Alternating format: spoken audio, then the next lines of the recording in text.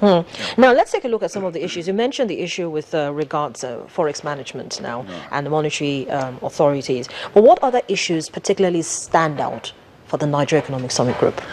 For the Nigerian Economic Summit Group, especially with the theme being tough choices, some tough choices have to be made. And the three aspects that we've looked at is the global competitiveness. Whatever we do as a nation, we have to consider that we are one out of over 200 and odd countries.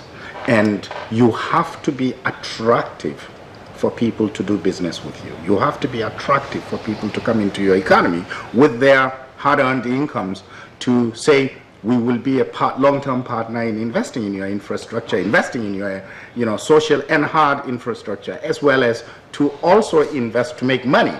The second thing is that of inclusive growth. I mean, anybody telling the Nigerian story now would say that Nigeria had a period of time, the last 10 or so years, where our growth had been at the rate of 7% per year. Historically speaking, there are not many countries in the world that have had that level of growth. That sort of growth is fantastic. Now, you then go out there and do a survey. How has that affected the average citizen? And chances are that 99.9% of the people may not have been touched by that growth. So if we're looking at inclusive growth as a theme, the discussion or the conversation, both with policymakers and with the private sector, is to say we need to have a growth that carries everybody. I mean, and to us, small and medium enterprises, policies that have to do with, say, agriculture, education, things that would have huge impact on the mass of the population. We need to articulate that, and we need to follow through. But and obviously sustainability. Mr. Kerry, let me just cut you here. Last year, the World Economic Forum Africa had as its theme forging inclusive growth, and it was held here in Nigeria. And so many action points were raised, and everybody was championing the fact that we're going to, see how much we can forge inclusive growth and create jobs in this very large economy. It's the largest in Africa, of course. So we're talking about forging inclusive growth. We're talking about creating jobs. We're talking about jump-starting the economy that is in a stagflation, if you like to put it that way. So it just seems as if it's always talk, huffing, and there's really no action, no follow-through. Or maybe the actions are coming, or maybe it's been implemented, but it's not coming as quickly as it should. Yeah. The thing about any kind of change that you would want to effect in a society is, especially in a democratic setting, is the number of things that need to be done and consistently shared. Having this kind of conversation itself is good, but it's not good enough, meaning that what then follows is to say, okay, here are the recommendations. We need to take it and implement them. Now, in the last two summits, we've had thematic, industry-specific summits, education and agriculture. And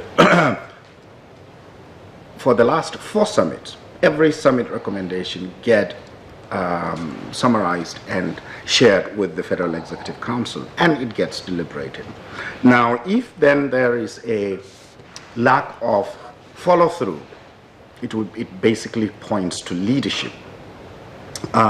Because the political will wasn't there in the last 3 or 4 summits to carry out those policies. Somehow, when you look at agriculture, for example, I think the former minister had done some tremendous things. However, we can say that a lot more could be done, right? A lot more could be done. Now, the same thing goes for this summit. With this new government and the position that the government is coming is job creation, which to me is not just a statement, but something that we need to measure, monitor, and then reflect that mirror on the leadership from time to time. And one of the things that had come out of some of the discussions we've had in at the NESG is to say that there is a need for us to have a constant dialogue between us and the executive and us and the legislature. In our meeting last week with the Senate President, he and I have agreed that we would have working committees between the legislature and the NESG. And to us, that is a breath of fresh air. We need to be engaged so that periodically, even if it is quarterly meeting, we would share the things that are of priority to the majority of people of this country, economically speaking. Same sort of thing would also help at the executive level, meaning that even if it is quarterly meetings, we need to have them. And then at that meeting, it would be very candid, private conversation. No press, no whatever, just so that we actually can sound ourselves out. And it is only when you have those kinds of dialogues that you begin to say, look, this is what you promised. Here's where we are. Here is what we need to do to reach this level. So those are the kinds of discussions that we would have post-summit. Just before we go on a quick break, comment on this if you can in about 60 seconds or 1 minute 30. You're going to be having meetings, you're going to be having deliberations. Do you set timelines for yourself to say, on this particular issue, in the near term, which is 3 to 6 months, we expect for it to be fixed. And if it's not fixed, these are the actions that we expect to happen. Those are the kinds of conversations we would want to have and we would share with, because in any organization, as a CEO of a private entity, that's the kind of conversation you have.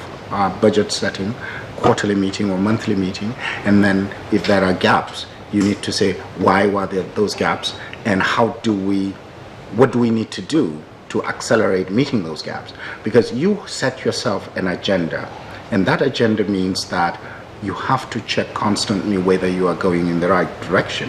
So it's just like flying from Abuja to Lagos. You're always, 90% of the time, the direction of the plane is in the wrong, headed in the wrong direction. But at the end of the day, it comes and lands in the right destination because constant correction, checks, and monitoring plays a significant role. Well, Mr. Kerry, let's take that quick break, catch our breath, and come back and continue the conversation. Well, the conversation with Mr. Bukar Kerry, Chairman, Nigeria Economic Summit Group, continues after this timeout.